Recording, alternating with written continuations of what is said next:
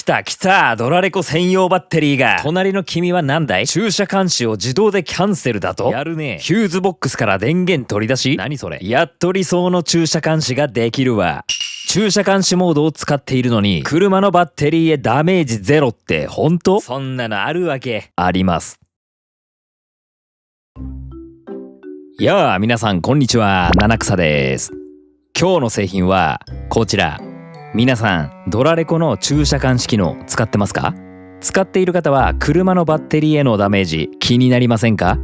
今日はね2つの製品があります。1つがドラレコ専用のバッテリーです。これ使いたかった、めちゃくちゃ興味あります。でもう1つが一緒に使うとめちゃくちゃ便利で駐車監視をキャンセルしてくれるアイテムです。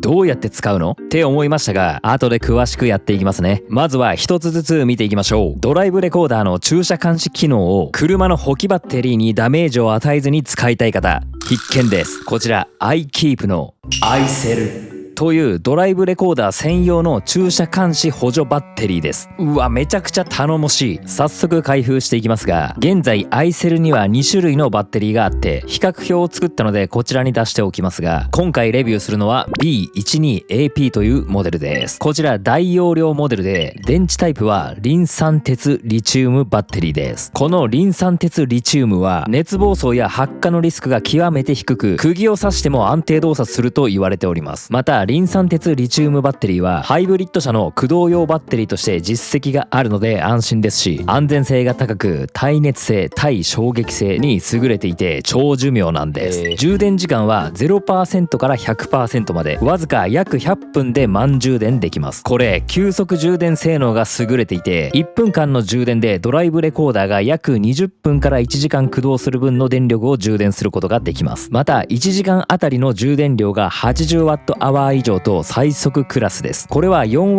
程度の2カメラのドラレコであれば20時間分の駆動力に相当します。そして駐車監視時の連続使用時間ですが、最大で約70時間も録画することができます。これはドラレコの消費電力によっても変わるんですが、 2.2W のドラレコで最大70時間ということです。 B12AP は容量が大きく 4W 程度の2カメラドラレコであれば34時間程度の連続駐車監視が可能です。あとはざっとこの表の通りなんですが、先に価格も出しておきます。 B12AP で 52,500 円、 B6AP で 43,500 円です。お手頃というまではいかないかもしれませんが、車のバッテリーを傷めずに駐車監視をしたいという方には最高の相棒なので、愛車を守りたい方はこの後も見ていってください。あと販売時期に関してですが、このiCell以前から販売されていて聞いたことあるっていう人もいるかもしれませんが、実は2つのモデルともリニューアルしています。つまり新モデルということなんです。新しくなった iCell を見ていきましょう。その前に製品を見ていきますか。中身を取り出しました。これで全てです。それじゃあ一つずつ見ていきましょう。まずは本体から。まず見た目が高級感ありますね。ゴールドメタリックのアルミケースを使用しています。衝撃に強く放熱性に優れたアルミボディを前面に採用しています。触り心地はサラサラしています。ここにiCellと書いてありますね。こちら容量が大きい方の B12AP なんですが、大きさは手を置くとこんぐらいですね。はい、そして正面見てみましょう。まず一番右にインプットとありますが、付属のケーブルでヒューズボックスと接続します。その隣は充電切り替えスイッチです。 4A か 8A を選択できます。 B12AP は容量が大きいので 8A が推奨ですね。その隣はアウトプット、ドライブレコーダーのケーブルを接続します。その隣はサブポート。このバッテリー実は2台のiCellを連結させることができます。なので後から容量を増やすこともできるんですね。その際に接続するポートです。そしてこちらが液晶ディスプレイになっています。とこんな感じですね。後ろはこんな感じで製品仕様等が書いてあります。このiCellドライブレコーダー専用のバッテリーなんですが、今のドラレコにはほとんどねバッテリー保護機能というものがついています。そもそも駐車監視をするには常時電源を取らなくてはいけないので、シガーソケットからの電源供給では駐車監視機能は使えません。エンジンを切るとドラレコへの給電もストップしちゃうんでね。なのでヒューズボックスなど常時電源が取れるところから電源を取らないといけないわけですが、先ほど言った最近のドライブレコーダーにはほとんどついているバッテリー保護機能駐車監視を使っていると車のバッテリーから電力を取るわけですが、車のバッテリーが何ボルトを下回りましたというものを検知すると自動的にドラレコの電源を切ってくれるというドラレコ側の機能なんですが、結局はこの機能がついていても車のバッテリーから電源を取っていることには変わりないので、少なからず車のバッテリーにダメージを与えてしまいます。最悪の場合バッテリー上がりにつながります。このようなことが心配な方はこのアイセルをかますことによって駐車監視中はこのアイセルのみから電源を取るので、車のバッテリーへのダメージは一切かけずに駐車監視機能が使える。そして長時間録画できるのがこのアイセルの魅力です。はい、本体はこんな感じですね。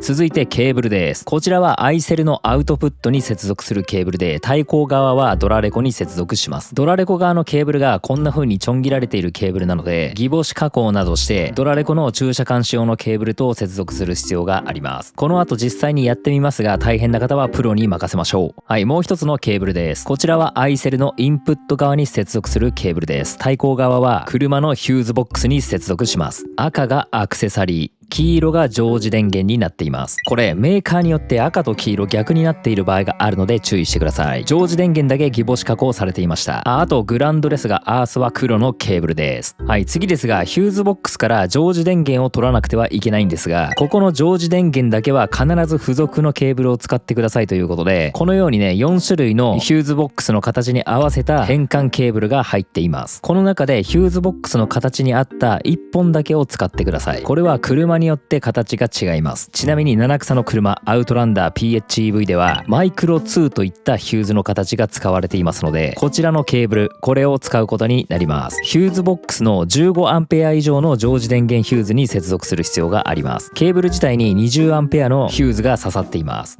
あとバッテリーを固定するための両面テープがあります。最終的にシート下等に置くと思うんですが、その際にマジックテープで固定することができます。あと取扱説明書です。ビヨーンと広がるタイプで両面カラー印刷されています。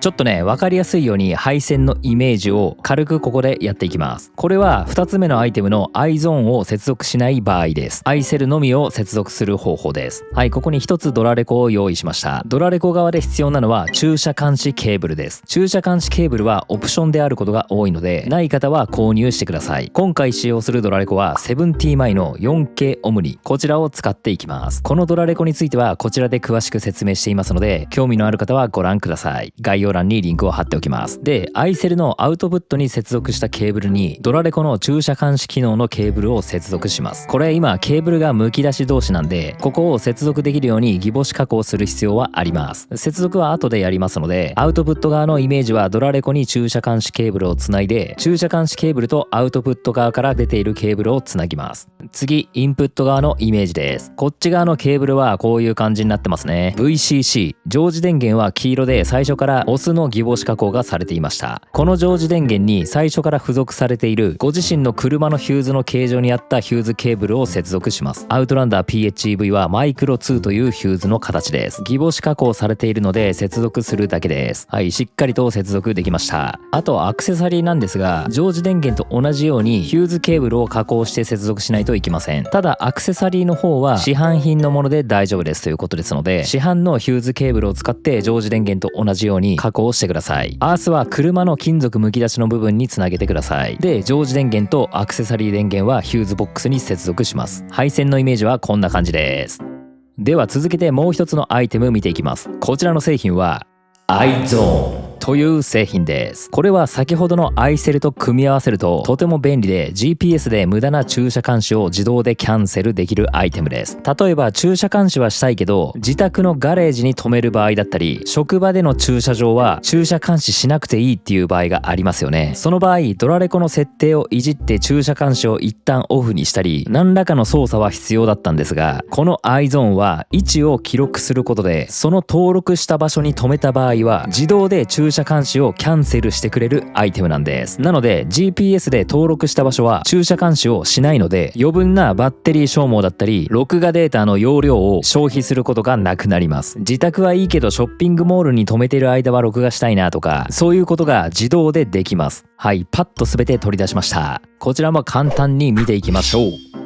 まず本体ですね。こちら iZone は小ぶりとなっています。手のひらサイズですね。手前側面にインプットと GPS アウトプットの接続ポートがあります。反対側の側面にオフオンのスイッチ、位置を記録したりするセットアップのボタン、あとは LED のステータスランプです。で、こちらが GPS のアンテナです。GPS は外付け。ケーブル類はアイセルと同じようなものですね。こちらはインプットのケーブル。もう一本はアウトプットのケーブルです。どちらも加工は必要ですね。あと付属でマジックテープや両面テープ、生鮮部材が入っていました。説明書は1枚が半分に折りたたまれたタイプ、両面印刷です。ヒューズボックスから電源を取っていて駐車監視を使っているドラレコは iZone 単体をその間にかますだけでも使うことはできるんですが、やはりアイセルと組み合わせることでより安全な駐車監視ができます。iZone 単体で使う場合もこの配線図のような接続で使うことはできます。iZone の接続イメージです。 GPS アンテナは GPS のポート真ん中に接続します。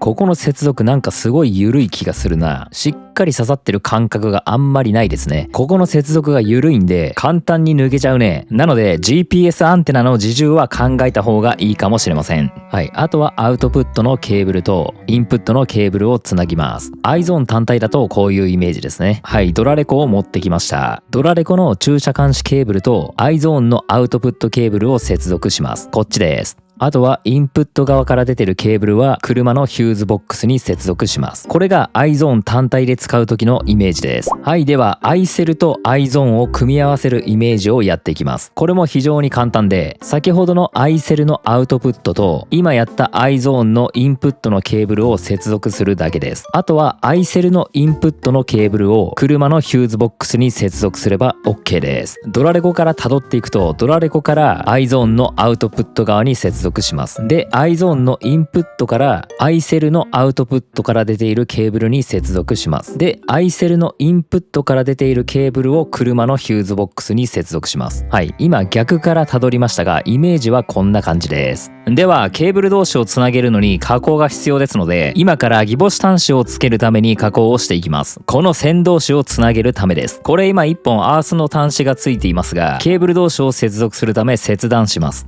パツン。ちょっと勇気がいります。そしたら被覆を剥きます。ああ、剥けてねえわ。はい、今3本ともこんな状態です。長さを揃えて被覆を剥きました。そしたらこっち側も被覆を剥かないといけないので、同じ原理でやっていきます。よし、できた。そしたらギボシ端子をつけていきます。これ先に通しておかないとな。ちょっと先端折っておくか。で、ギボシのメス端子をつけていきます。こんな感じかな。はい、今一つ目のケーブル同士をこんな感じでギボシ加工して直接接続できるように加工しました。あと同じ感じでドラレコの駐車監視ケーブル側とヒューズボックスにつなげる側、ここも加工していきます。で、ヒューズボックスにつなげるケーブル、この場合黄色のケーブルは元からオスのギボシ加工がされています。このケーブルね、ここにはもともと付属されているヒューズケーブル、この付属されているヒューズケーブルを必ず使ってください。ここはただ接続するだけですね。ギューッと押し込んでください。はい、これで常時電源側のケーブルは OK。あとはこのアクセサリーケーブル。このケーブルは同じように加工していきましょう。はい、アクセサリーケーブルギボシ加工できました。アクセサリーケーブル側にはこのように市販で売っているヒューズケーブル。これを1本用意して接続する必要があります。こちらはね、特に指定がないので、こちらは市販品をお使いくださいということでした。常時電源側は必ず付属のヒューズケーブルをお使いください。あとヒューズボックス側のアースはそのまま使います。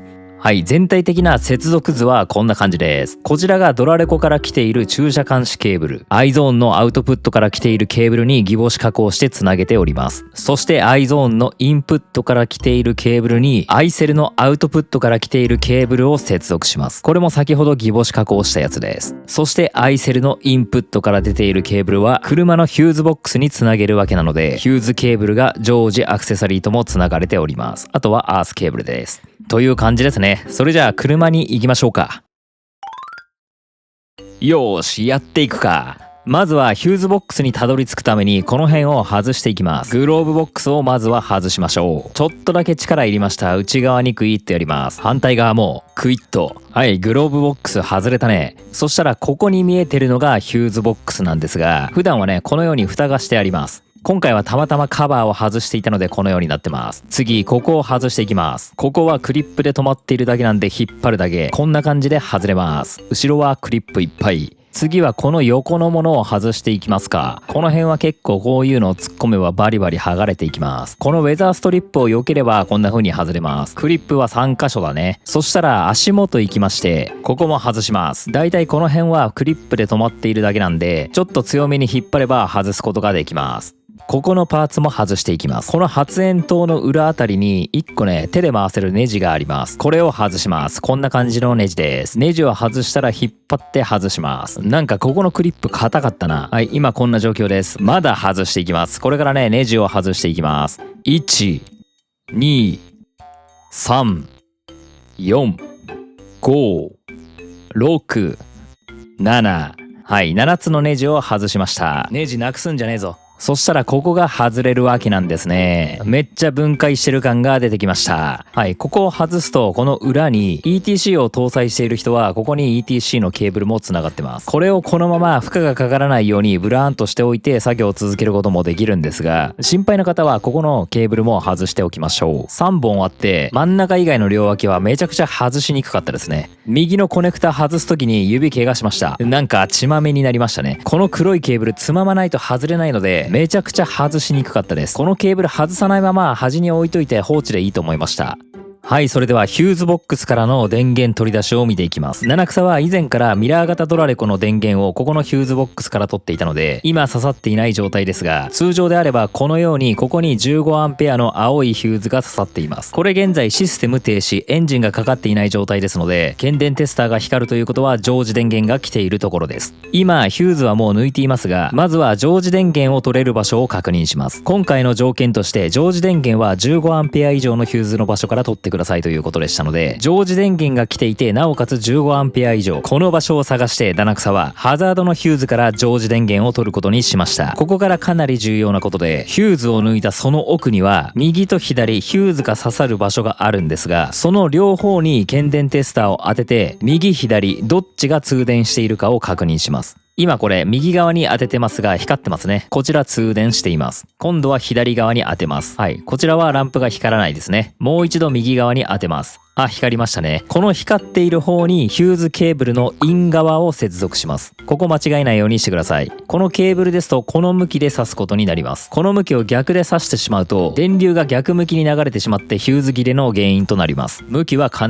ず確認しましょう。で、このヒューズケーブル、もともとここに 20A のヒューズが刺さっているんですが、もう一つヒューズが刺さるようになっています。ここにはもともとヒューズボックスに刺さっていたヒューズを刺してください。差し替えるイメージです。もともとここの場所に 15A のヒューズが刺さっていたのを抜いて、このケーブルに刺すというイメージです。ここもね、非常に刺しづらいんですが、奥まで刺しましょう。はい、こんな感じにさせました。上が車についていたヒューズボックスのヒューズ。今回は常時電源のハザードから取りました。下の 20A のヒューズはもともとケーブルに付属していたものです。ヒューズケーブル接続前にもう一度確認しましょう。右側が通電していて、左側が何も来ていないですね。もう一度。右側が光るで間違いないです。右左剥がっていた接続部はこんな感じになっています。ではこの向きで挿していきましょう。はい、こんな感じにさせました。これがまず常時電源の取り出しです。あとはここにアイセルのインプットの常時電源のケーブルを接続するだけ。次行ってみよう。次はアクセサリー電源を探します。これはエンジンを切っている時は通電していなくて、アクセサリーやイグニッションをオンにした時に通電するところを探してます。ここも狙いを定めてアクセサリーのパワーソケットのヒューズの位置から取ろうとしています。今エンジン停止状態だと通電していないですね。アクセサリーオンにしてみます。この状態で検電テスターを当てます。あ、左側が今度光りましたね。アクセサリーオンで通電しています。右側は光りません。左側が光ります。なのでヒューズケーブルの差し込む向きは先ほどとは逆になります。はい、こちらはアクセサリーの方なので市販のヒューズケーブルですが、先ほどと同様、もともとついているヒューズボックスの 20A のヒューズを取り出してこのケーブルに差し替えました。差す向きですが、先ほどとは反対に左側が検電テスターで光りましたので、この向きで接続することになります。向きは間違えないでください。はい、このように接続しました。。あとはアースですね。こちらを取らないといけません。七草はこのヒューズボックスの裏で取っています。なので一旦このヒューズボックス自体を外します。ここの爪を外すとこんな感じで外れます。ヒューズボックスの裏にもいっぱい電源つながってます。で、ここに金属むき出しの部分があるので、ここでボディアースしようと思います。今回これなんで、これをネジと一緒に留めたいと思います。クワガタ端子ではなくて輪っかなので、こういう感じにネジを入れていきます。あとトルクスドライバーでしたね。この星型のドライバーです。はい、こんな感じで今このケーブルアースをここから取りました。アースは塗装がある部分はダメなので、そういうところしかない場合は塗装を削って金属むき出し状態のところでアースを取ってくださいということです。ヒューズボックス戻すか。はい、戻しました。これヒューズボックス外す前に位置をちゃんと覚えておかないと、どこら辺に取り付けんだっけってなるので、この横の爪あたりを目安にすると分かりやすいかもしれません。アースも取れましたので、あとはアイセルからこの VCC の黄色い電源、常時電源ですね、それとアクセサリー電源、赤い電源をそれぞれつないだら OK です。はい、それぞれつなげました。常時電源とアクセサリーケーブル間違えないようにしてください。はい、そしたら今ヒューズボックスにつないだケーブルの対向側、こちらをアイセルのインプットに接続します。はい、接続しました。次ですが、このアウトプットのケーブルを接続しましょう。こちらはアイゾーンのインプットから出ている対向側のケーブルをアイセルのアウトプットポートに接続します。あとはアイゾーンのアウトプットからドライブレコーダーに接続します。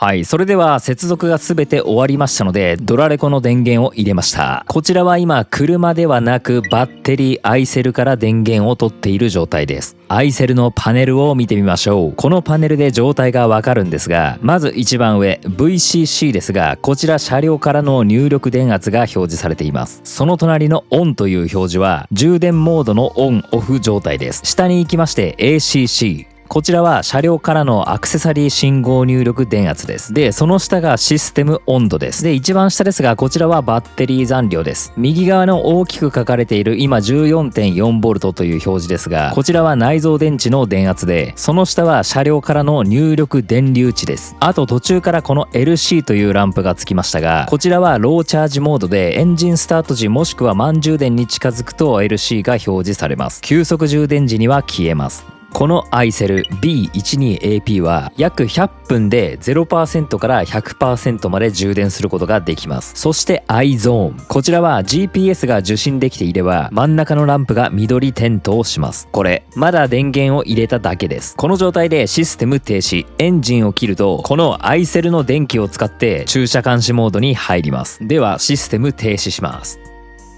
ポチッ。駐車監視モードに入ります。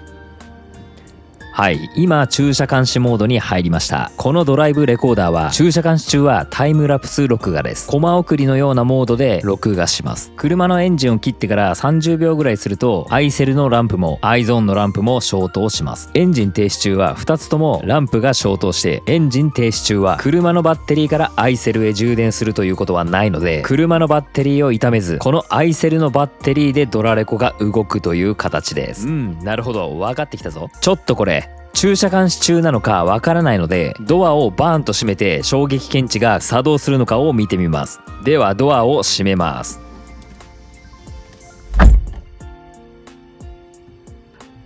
駐車監視中の衝撃を検知したので、衝撃検知モードが作動してカメラがぐるーっと見渡し始めましたね。アイセルからの電力でしっかり駐車監視できております。これ車のバッテリー傷めなくていいね。このドラレコは衝撃検知したらぐるーっと一周取ってくれるみたいです。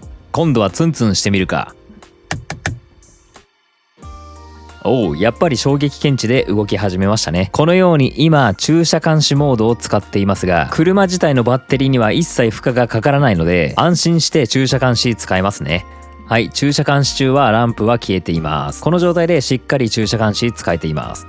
はい、じゃあこのアイゾーンの実力を見ていきましょう。アイゾーンには GPS アンテナがついているので位置を記録することができます。ここのセットアップボタンを1回押すだけ。押してみます。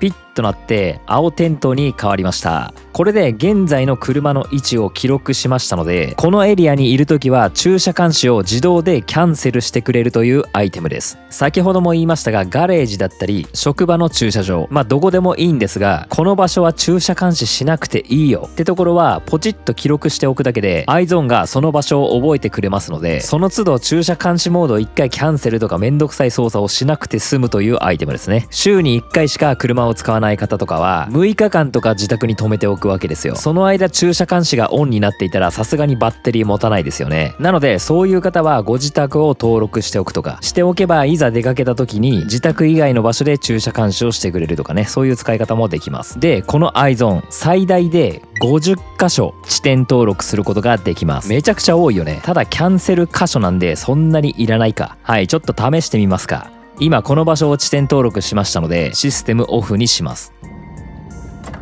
駐車監視モードに入ります。はい、今音声では駐車監視モードに入りますと言いましたが、その後にトゥルルルンプチってなりましたね。ドラレコは駐車監視の設定をしているので、駐車監視に入ろうとして音声アナウンスが流れましたが、実際には iZone で遮断されているので、これ駐車監視モードに入っていないことになります。普通にドラレコの電源が落ちている状態です。駐車監視キャンセルを登録した場所なんでね。はい、エンジンを切ったのでアイセルも iZone もランプが消えました。さあこれで駐車監視キャンセルはできているのでしょうか。再び衝撃検知で確かめてみましょう。ドアを閉めます。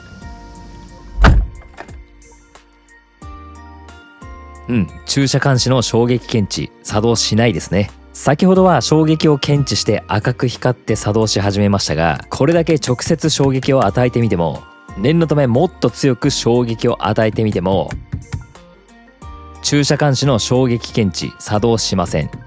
このように iZone で地点登録しただけで好きな場所を駐車監視しないようにすることができます。これ便利だよね。だいたい10から20メーターぐらい離れると地点登録外に戻りましたね。なので100メーターとか200メーターとかそんな大雑把な GPS 情報ではありません。はい、今違う場所に移動して駐車しました。例えばショッピングモールだったりコンビニを想像してください。iZone のランプ状態は緑状態です。これは GPS 受信できていますというランプです。この状態でシステムをオフにします。駐車監視モードに入ります。はい、駐車監視モードに入りました。システムを停止したら iZone は赤ランプが30秒ほど点滅して消えます。アイセルはパネルが消えます。はい、今両方消灯になりました。なので駐車監視中は無駄な消費電力を使わない感じですね。では衝撃検知テストしてみます。ドアを開けて閉めます。はい、ちゃんと駐車監視できています。こんな感じでどこか出かけた時は駐車監視モードになって、不要な場所は地点登録で自動で駐車監視キャンセル。これ七草的に理想の使い方なんで、しばらくね使わせていただきます。では先ほど地点登録した場所に戻って駐車してみましょう。はい、戻ってきました。iZone のランプは青くなってますね。登録地点ということです。この場所でシステムを停止しても駐車監視されません。こんな感じで使えます。あと iZone ですが、セットアップボタンを2秒間長押しで登録した地点をクリアすることができます。あと2度押し、2回ちょんちょんとボタンを押すと10分タイマーと言いまして、 GPS を受信できない地点での駐車監視キャンセルもできるようになっております。 GPS 受信ができない駐車場に入る前にボタンを2回押すことによって10分タイマーポイントというものを登録できて、10分以内にエンジンを切ると一度だけ駐車監視をキャンセルしてドライブレコーダーの電源を落とすという機能があります。これ当てはまる人にはめちゃくちゃ便利な機能です。ご参考までに。あと問題は設置位置ですよね。助手席の下がいいかなと思ったんですが、アウトランダーのシート下は前からだとすでに先着車がこんだけ詰まってますので入れることができません。この辺も空洞じゃなくてなんかバーとかあるんだよね。なので後ろからこんな感じで入れればいいですかね。配線は後で綺麗にやるとして、設置位置はこの辺がいいですかね。一応こんな感じで隠せます。ちなみにこのアイセル、ムードランプといって、このようにね縁を青く光らせることができます。ムーディーだね。この辺もお好みで設定してください。ただシート下だとあんまり見えないけどね、ちょっと足元照らされていいかも。あと iZone ですが、これはこの辺がいいのかな。登録箇所ポイントもね、そんなしょっちゅう押すわけではないので、これも足元に隠しちゃってもいいかもしれませんね。たくさんの箇所を登録したい場合は手元にあった方がいいと思います。あと10分タイマー使う人とかね、設置位置はお好みでどうぞ。はい、それでは気になる点を言っていきます。動画の中でも話しましたが、やはりこの iZone の GPS のコネクタ、これたまたまなのかみんなそうなのか分かりませんが、かなり緩いのが気になりました。この iZone GPS アンテナが抜けてしまうと位置情報がつかめなくなってしまうので、駐車監視キャンセルができなくなってしまいます。セットアップボタンが上にあって GPS のこのコネクタは下にあるので、設置位置や配線で GPS アンテナの自重を考えないと走行中の揺れで半抜けが起きるかもしれません。実際レビューしてみてる時に GPS 未受信の赤点滅になったりしてたので、配線は負荷がかからないようにしないといけないかもしれません。これ七草のたまたまなのかな。はい、ここが結構気になったポイントでした。ということで今回はドラレコ専用バッテリーの iCell B12AP と駐車監視を自動キャンセルしてくれる iZone V8、 こちらをレビューしてきましたが、いかがでしたでしょうか。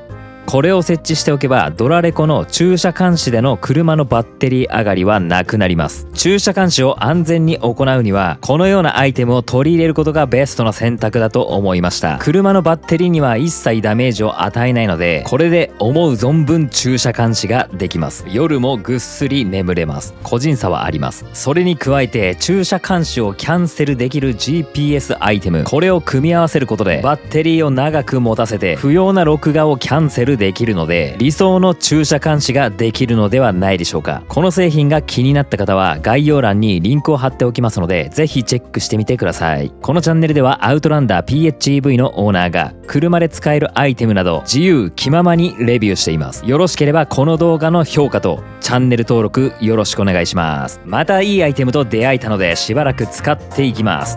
それじゃあ今日はこの辺で See you again!